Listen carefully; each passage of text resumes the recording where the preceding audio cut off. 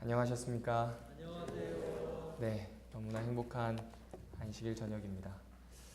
알고 계신 것처럼 저는 학생회를 섬기고 있는 전도사입니다. 학생회를 섬기다 보니까 가장 많이 해야 하는 게 운동이고요. 가장 좋아해야 하는 것이 운동이었습니다. 저는 운동을 좋아한다고 생각했는데요. 학생들과 있다 보니까 아니라는 걸 알게 됐습니다. 에너지들이 넘쳐서요. 저녁 한 7시쯤 시작한 축구가 10시가 돼도 끝나질 않습니다. 너무 힘들 때도 있었습니다. 지금 이제 오늘 학생들이 뒤에 와 있는데요. 남자애들은 그러고도 더 하자입니다. 물 한 모금 마시고 나면 금방 회복되어서 그렇게 뛰자고 이야기합니다. 참 스포츠를 좋아하는 것 같습니다.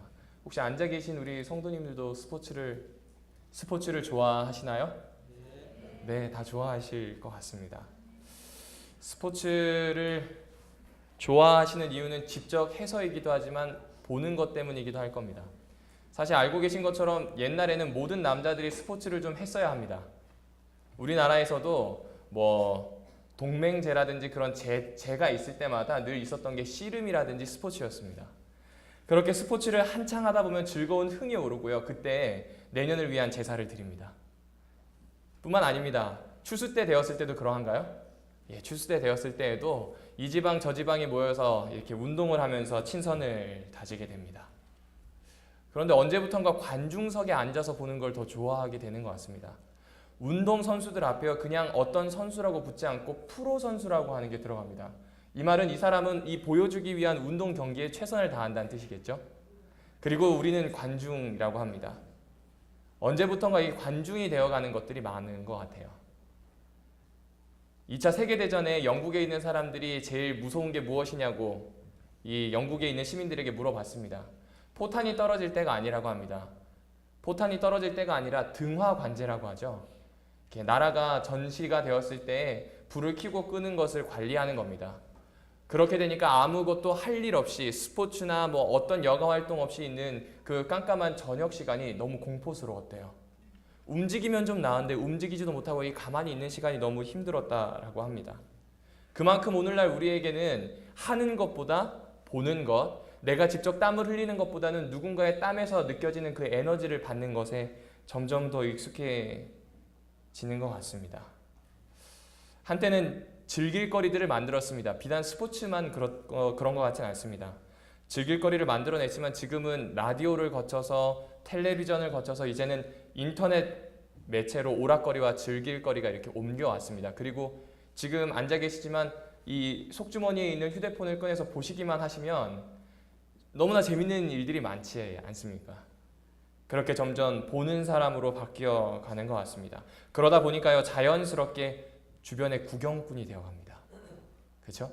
자연스럽게 뭔가 관찰하는 사람이 되지 뛰어드는 사람이 되는 것 같지는 않습니다. 세상의 모습만 그런 게 아니라 오늘날을 살아가고 있는 그리스도인, 특별히 그분의 제자라고 부르는 나 자신의 모습 또한 그렇지 않은지 되돌아보게 됩니다. 더 이상 직접적인 체험이 아니라 누군가가 하는 것을 지켜보는 그런 사람 말입니다.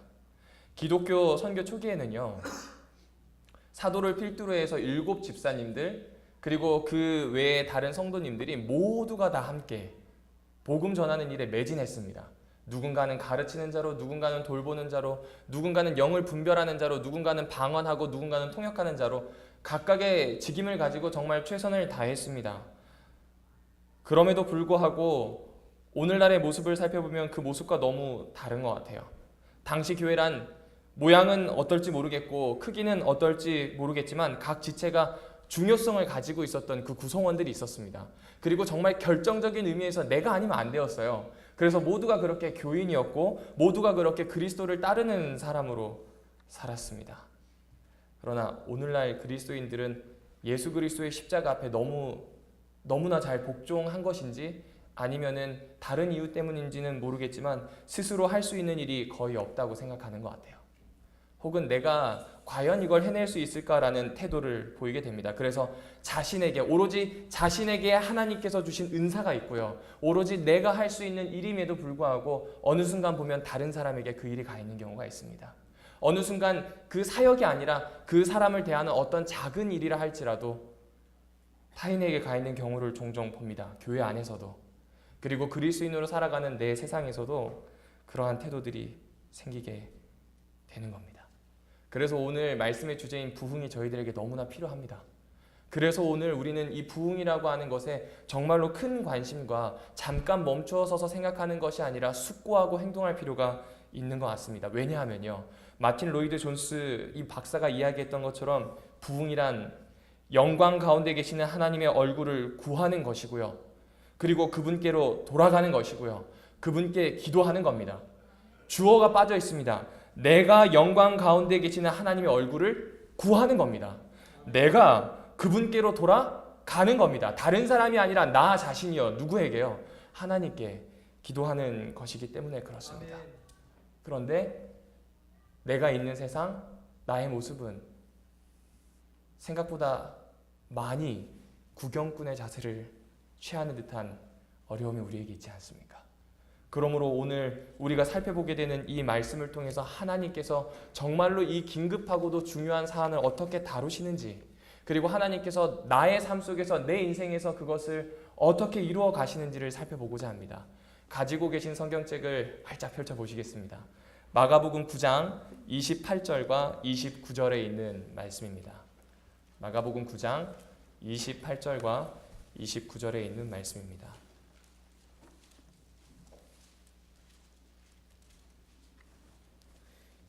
짧은 본문이라 좀 같이 읽어보도록 하겠습니다.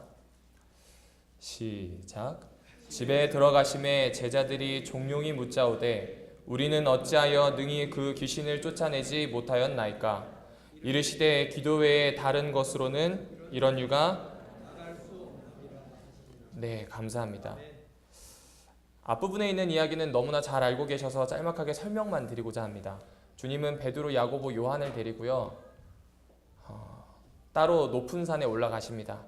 그리고 그 변화산에서 아주 놀라운 경험을 합니다. 예수님의 모습이 바뀌고요, 하늘에 지금 살고 있었던 두 사람을 내려와가지고 같이 이야기 나누는 그 모습을 봅니다. 그리고 이제 산에서 내려오게 됩니다. 이 너무나 충만한 마음을 가지고 내려왔는데요, 문제가 생깁니다. 많은 무리가 제자들과 둘러싸가지고 서로 언쟁하고 싸우고 있는 겁니다. 무슨 영문인가 예수님이 생각하고 있을 때 갑자기 한 남자가 불쑥 예수님 앞에 다가옵니다. 그리고 이렇게 얘기합니다. 어떻게 보면 이 책임, 곧 이 소란의 책임은 저에게 있습니다. 이 불쌍한 아이가 바로 제 아들인데 어렸을 때부터 자주 발작을 하고 경련을 일으켰습니다. 처음에 뭔지 몰랐습니다. 근데 알고 봤더니 귀신 집힌 겁니다. 가진 방법을 써서 안 되기에 당신께 가면 된다 하여서 왔습니다. 그러나 산에 올라가셔서 내일이면 온다 하셔서 제자들에게 맡겼더니 시도는 좋았지만 실패하였고 어떻게 해야 될지 모르겠습니다. 여러분이 기억하시듯 주님은 그때 몇 가지 질문을 하십니다. 그리고 제자들이 했던 것보다는 훨씬 간편하고 쉬운 방법으로 단 한마디의 말로 귀신을 쫓아내십니다. 그러니까 바로 그 순간, 그 한순간에 이 지금까지 했던 많은 노력과 비교되지도 않은 그 짧은 한순간에 예수님이 그 일을 해내시는 겁니다. 그리고 주님이 이 일을 마치시고 집으로 들어갈 때 제자들이 쫓아가면서 물어봅니다. 사실 궁금하면 넘어가고 싶은데 이건 안 되는 일이에요. 그래서 쫓아가서 물어봅니다. 우리가 어째서 이거 안 되었습니까? 그랬더니 이건 기도와 금식 외에는 이런 유가 나갈 수 없다라는 대답을 하십니다. 이 이야기는 현재 우리의 상황과 매우 흡사하다 생각이 됩니다. 아이는 현대 사회의 모습 아닙니까? 가면 갈수록 귀신에 집힌 사람처럼, 가면 갈수록 너무나 아파하는 이 아이처럼 소리소리 지르고 있는 게 현재 사회의 모습입니다. 뉴스를 살펴볼 때 제 어린 기억에 이런 생각이 있었습니다. 92년도에는요. 누군가 상을 탔다는 것이 아주 대서특필되었던, 데스크에 제일 첫 번째 있었던 메인 뉴스였습니다. 그런데 2000년이 넘어서고 어느 순간부터서요, 대서특필되는 뉴스는 테러입니다. 분쟁입니다. 돈입니다. 너무나 아파하고 힘들어하고 있습니다. 그리고 이 제자들의 모습이 꼭 오늘 우리의 모습, 우리 교회의 모습과 같지 않습니까? 부단하게 노력합니다. 부단하게 어떻게 해결해 보려고 합니다. 아파하는 세상을 향해서 주님의 음성을 어떻게든 듣게 하려고 노력합니다. 할 수 있는 모든 수단을 강구해 보지만 여전히 아파하고 문제는 해결되지 않습니다. 교회가 고전을 면치 못하고 있는 겁니다. 우리 교회는 30년 전, 50년 전, 100년 전만큼 그때만큼의 의미를 가지지 못하는 것처럼 약한 것처럼 보입니다. 초기 교회는 고사하고 그 가까운 과거에 있는 모습조차도 회복하지 못하는 그런 너무나 아파서 어찌할 수 없는, 손 쓸 수 없는 그런 상황처럼 보입니다. 그럼에도 교회는 제자들처럼 최선을 다해서 애쓰고 있습니다. 아니면 조금 다르게 생각해 보면 어느 때보다 더 열심히 하는 것 같아요. 어느 때보다 더 많은 시도를 하고 있고요. 어느 때보다 더 많은 행동을 취하고 있습니다. 그러나 되지 않습니다. 그래서 어느 때보다 부흥이 필요합니다. 어떻게 해야 하겠습니까? 제자들이 해야 됐던 질문이 어쩌면 우리가 반드시 해야 되는 질문인 것 같습니다. 우리는 어째서 귀신을 쫓아내지 못했을까? 도대체 무엇이 문제일까? 왜 이렇게 난 자꾸 실패해야 하는가? 우리가 이런 상황에서 처하게 된 원인은 무엇인가? 똑같은 질문을 하게 되는 것 같습니다. 그리고 때로는 이 질문을 하게 될 때마다 너무 무겁고 힘든 사안 혹은 내가 해결할 수 없는 사안이라 하여 잠시 덮어두게 하지만 늘 박혀있는 가시처럼 내 마음 한 구석을 쿡쿡 찌르고 아려오게 합니다. 과연 어떻게 해야겠습니까? 첫 번째 답을 찾아보고자 합니다. 29절에 있는 말씀을 집중하고자 합니다. 이런 유입니다. 다시요. 어떤 것이라고요? 이런 유입니다. 이건 아주 의미심장한 말입니다. 기도와 금식 외에 이런 유가 나갈 수 없다고 표현합니다. 이 말은 다시 말하자면 무엇보다 먼저 배워야 할 점이 있다는 겁니다. 이 먼저 배워야 할 점은요. 지금 이런 유가 적용되는 상황이 따로 있다는 겁니다. 지금 이런 유가 적용될 수밖에 없는 사례가 따로 있다는 겁니다. 의사로 치자면 지금 무엇을 해야 되냐면 진단을 해야 된다는 이야기입니다. 정확히 무엇인지를 확인해 보아야 한다는 이야기입니다. 왜 그러하냐면 누가복음 10장에 70인이 파송될 때의 모습을 보시면 됩니다. 이들이 가서요 복음을 전합니다. 귀신도 쫓아냈고요. 사람을 낫게 하고요. 예수 그리스도의 이 이름을 이야기했더니 막 믿습니다. 그러니 너무 기분이 좋아서 옵니다. 귀신 쫓아냈습니다. 이거 못했거든요. 선지자들이 아니고서 못했는데 지금 500년이 지난 다음에 그 순간 다른 사람이 아니라 정말 많이 배우고 성경을 알고 있었던 서기관과 바리새인이 아니라 오늘 배우지 못한 내가 그걸 한 겁니다. 우쭐하시는 겁니다. 그래서 이야기합니다. 해냈습니다. 너무 기쁩니다. 그때 예수님이 이야기합니다. 귀신들이 너희에게 항복하는 것으로 기뻐하지 말고 너희 이름이 어디에 기록되는 것으로요? 하늘에 기록되는 것으로 기뻐하라고 이야기합니다. 제자들은 어쩌면 그때를 생각했는지 모르겠습니다. 그때도 똑같이 쫓아냈으니 지금도 다를 게 하나도 없습니다. 왜요? 내가 마을에 갔더니 누군가 데려와서 고쳤습니다. 맞나요? 내가 지금 변화산 밑에 기다리고 있는데 누군가 와서 고쳐달라고 합니다. 어쩌면 이전에 보아왔던 비슷한 귀신입니다. 말 못하고 지금 귀 먹은 귀신이 똑같이 왔어요. 그러니 해보는 겁니다. 근데 안 돼요. 그래서 예수님이 이야기하세요. 이런 유가 따로 있답니다. 귀신이 세서일까요? 도대체 무엇이 다르기 때문에 예수님은 이런 유가 있다고 이야기하실까요? 묵상을 하고 찾아보던 중에 발견하게 된 내용이 다음과 같습니다. 그들이 지금까지 그들의 손을 대서 성공했던 유와 예수님이 베푸셨던 이런 유가 다르다는 겁니다. 이해되시나요? 지금까지 누가 손을 댔다고요? 그들이 손을 댔던 유와, 물론 하나님께서 도우셨지만 지금 그들의 마음과 태도와 자세는 누가 손을 댔다고요?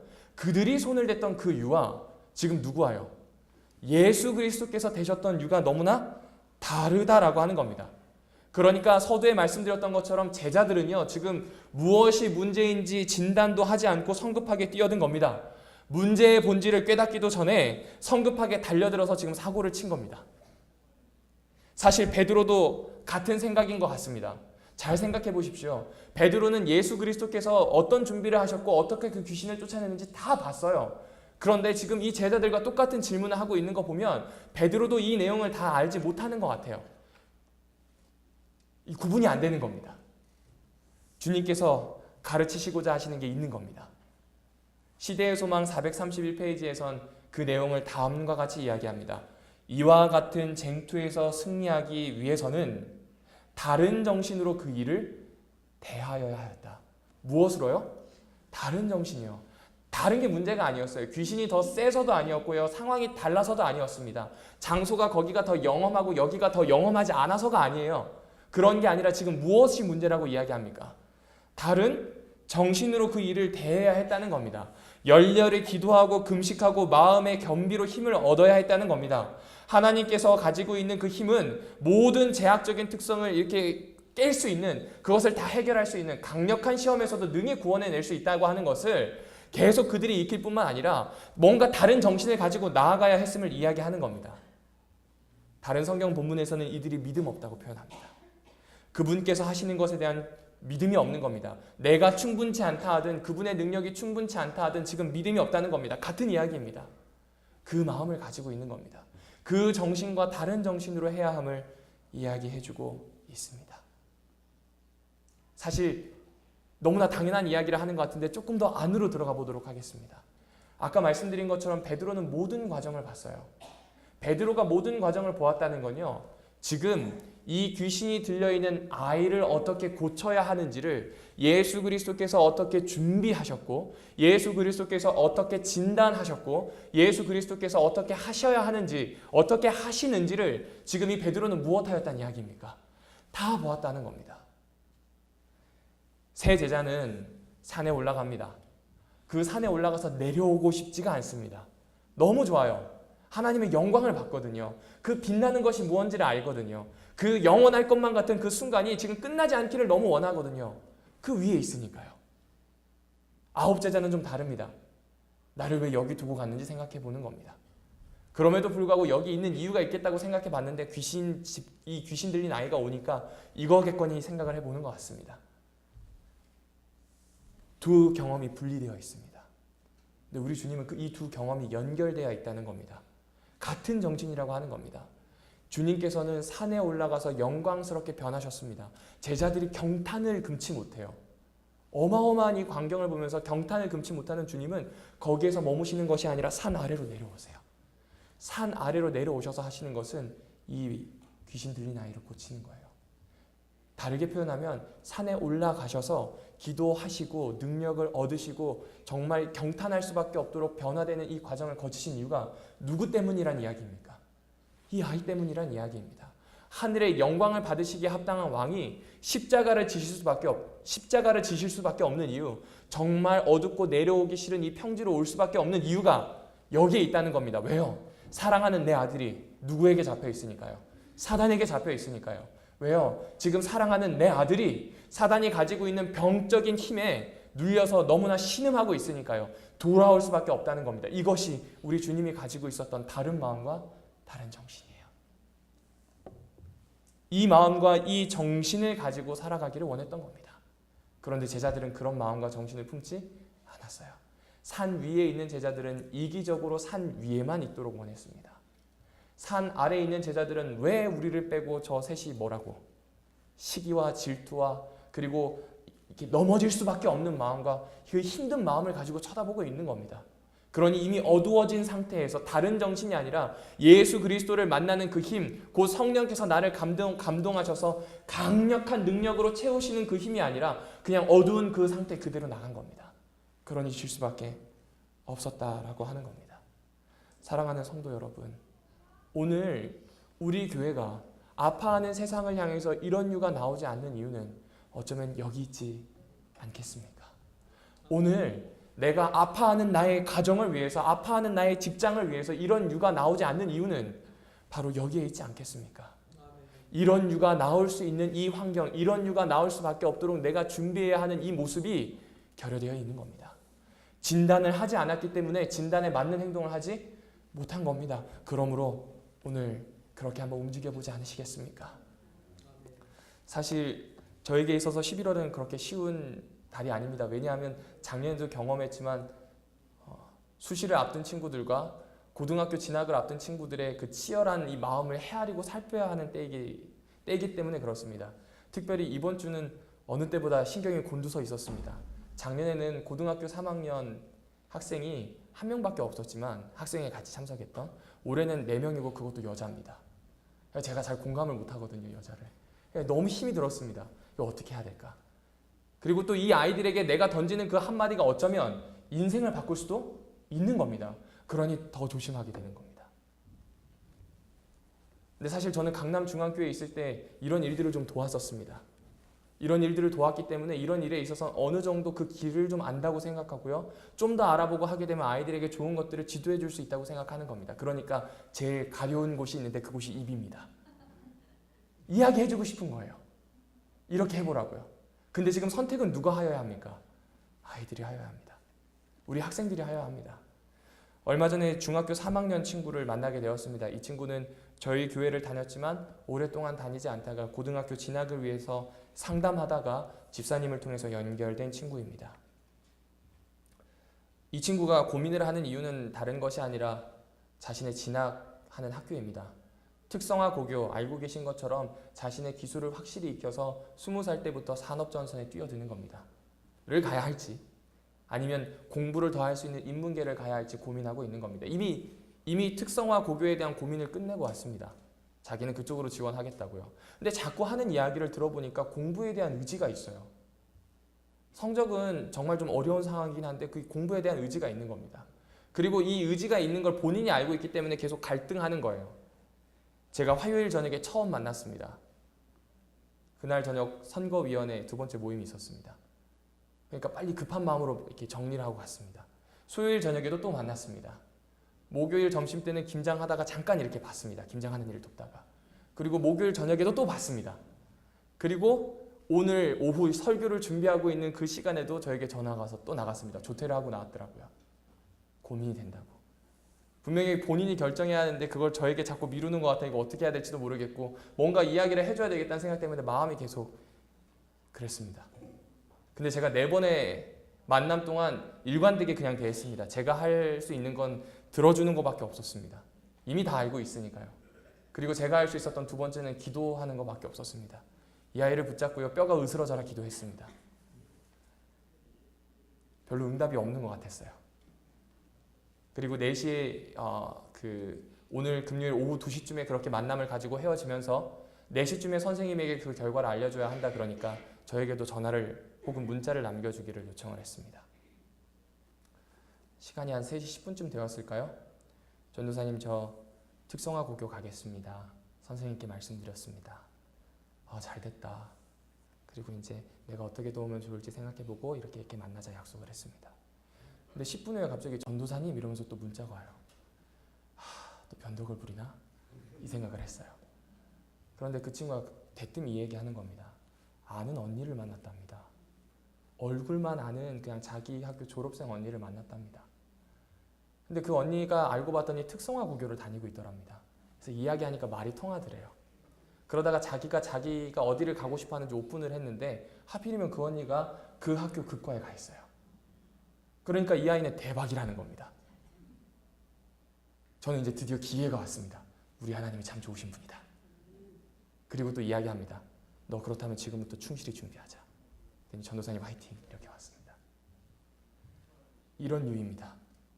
정말로 이런 유였습니다. 그분께서 하실 수 있도록 내가 상황을 진단하는 것이 아니라 그분께서 보실 수 있도록 내가 지금 이 상황에 들어갔을 때 그분께서 이런 유가 나가실 수 있도록 제가 할 수 있는 최선을 다하는 것 이거 외에 없었던 것 같습니다.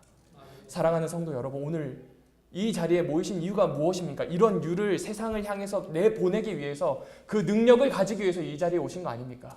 그러하다면 진단을 하셔야 합니다. 세상을 향해 성경을 통해서 예수 그리스도의 눈을 통해서 진단을 하셔야 합니다. 그러므로 오늘 우리는 이 자리에 있는 것이니까요.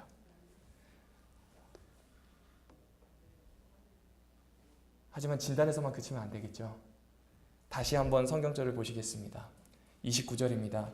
이르시되 기도 외에 다른 것으로는 이런 유가 나갈 수가 없다고 표현합니다. 기도 외라고 하지만 사실 기도와 금식이라고 쓰여져 있는 성경도 있습니다. 기도와 금식 외에는 이런 것이 나갈 수 없다는 겁니다. 진단만 할 뿐만 아니라 내가 해야 하는 일이 있다는 겁니다. 그것이 기도와 금식입니다. 제가 금식을 좀 찾아봤는데 금식이 그냥 밥을 굶는 내용만 있는 게 아니었습니다. 금식은요 집중한다는 의미가 훨씬 더 강했습니다. 그러니까 이스라엘 사람들이 금식을 한다라고 하면 지금 집중하겠습니다라는 뜻이었대요. 이 집중하겠다고 하는 그 뜻을 가지고 금식을 한 겁니다. 그러니까 금식의 가치는요 한 가지 주제에 전념하는 데서 나오는 겁니다. 기도를 하는 겁니다.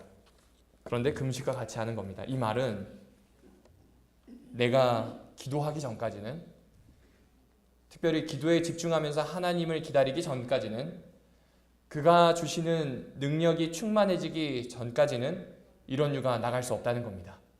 이게 방법이라고 하는 겁니다. 이런 유를 이루는 것은 조직이나 방법이 아닙니다.